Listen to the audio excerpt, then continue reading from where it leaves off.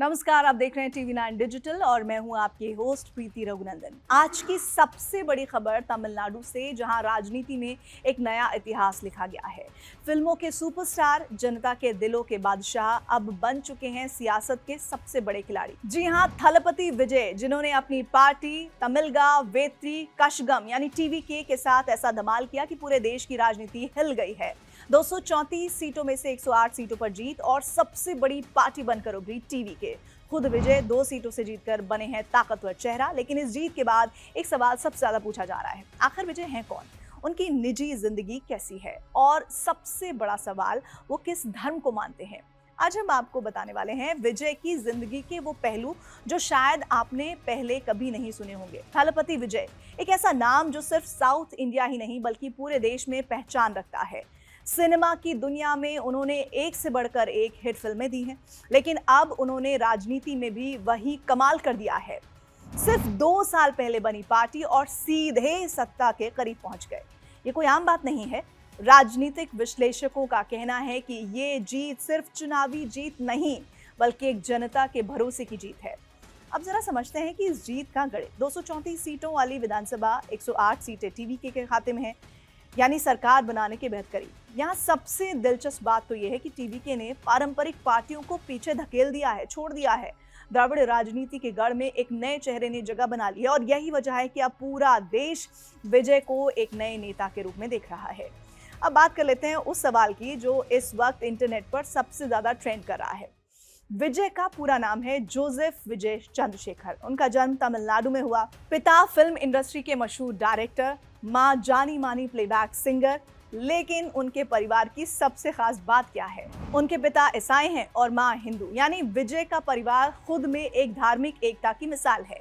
अब आते हैं सबसे बड़े सवाल पर, विजय किस धर्म को मानते हैं? इस सवाल का जवाब खुद विजय दे चुके हैं।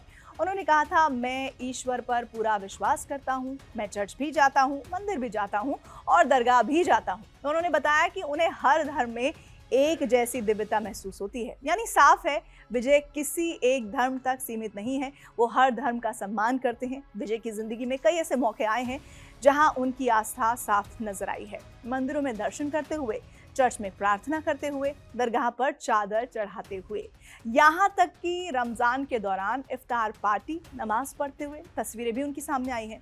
अब यही वजह है कि लोग उन्हें सिर्फ एक स्टार नहीं बल्कि एक समावेशी सोच वाला नेता मान रहे हैं। विजय की जिंदगी का एक बेहद भावुक पहलू, उनकी माँ साईं बाबा की बहुत बड़ी भक्त हैं। उनकी एक इच्छा थी कि एक भव्य साईं मंदिर बनवाया जाए और बेटे ने मां की इस इच्छा को सपना नहीं रहने दिया और चेन्नई के कोराटूर में एक बड़ा साईं मंदिर बनाया। ये सिर्फ एक मंदिर नहीं बल्कि एक बेटे का अपनी मां के लिए प्यार है। अब सवाल ये उठता है कि क्या विजय की ये धार्मिक सोच उनकी राजनीति को भी प्रभावित करेगी? विशेषज्ञ मानते हैं कि उनकी छवि एक सॉफ्ट, समावेशी नेता की है जो धर्म से ऊपर उठकर जनता की बात करते हैं, और यही चीज उन्हें बाकी नेताओं से अलग बनाती है। सोशल मीडिया पर इस वक्त सिर्फ एक ही नाम छाया हुआ है, विजय। लोग क्या कह रहे हैं? वो कह रहे हैं कि नई राजनीति का चेहरा है, युवा भारत की आवाज है, धर्म से ऊपर उठने वाला नेता है। अब सबसे अहम सवाल की बात कर लेते हैं, क्या विजय मुख्यमंत्री बनेंगे? क्या वो सरकार बना पाएंगे? राजनीतिक समीकरण तेजी से बदल रहे हैं, लेकिन एक बात तो तय है कि विजय अब सिर्फ एक अभिनेता नहीं है, वो अब एक राजनीतिक ताकत बन चुके हैं।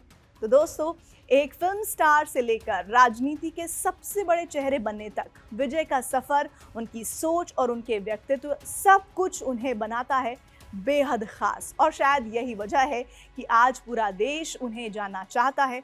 अगर आपको ये वीडियो पसंद आया है तो आप इसे लाइक कीजिए, शेयर कीजिए और हमारे चैनल को सब्सक्राइब करना बिल्कुल मत भूलिएगा।